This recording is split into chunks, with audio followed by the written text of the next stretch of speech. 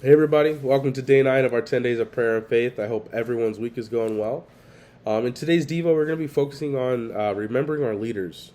We've all had at least one person in our life act as a leader, whether they were a teacher, a coworker, your parents, or even a pastor. We had someone there to teach and equip us with the tools necessary to continue through life. They were essentially our role models, people that we looked up to and wanted to emulate and to be just like. In ministry, there are leaders that we all know that have had a pivotal role in our spiritual growth. Those are the leaders that God has called us to be just like.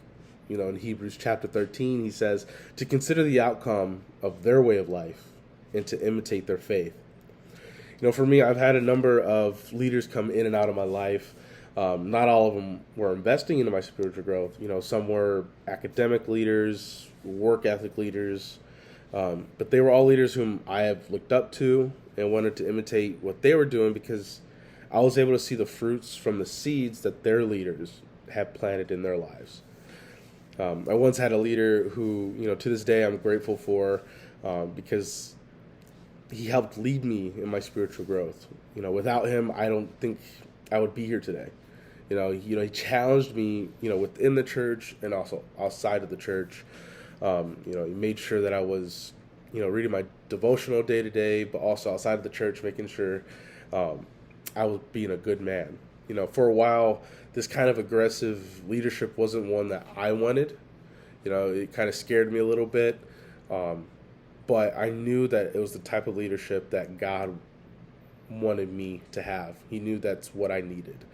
My leader, I look at him as like more of a friend now, but he was there to check up on me throughout the week. He would ask about how my family is doing.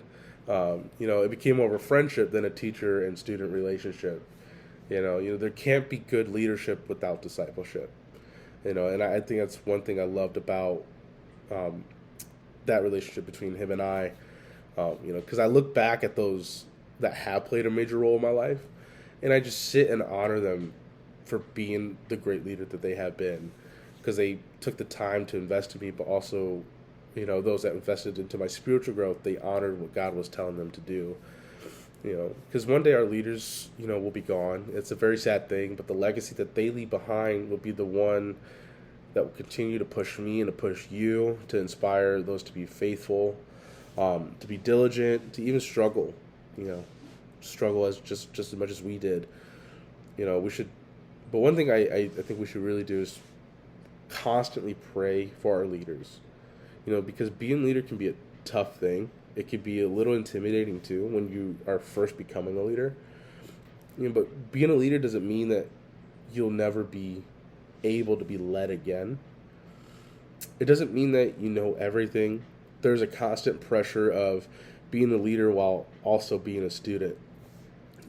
And I think that's one thing that we got to consider when people enter our lives as leaders, that they went through a process that we have yet to discover.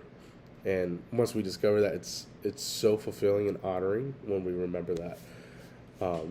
So yeah, you pray for your leaders. Leaders do fail. We are human.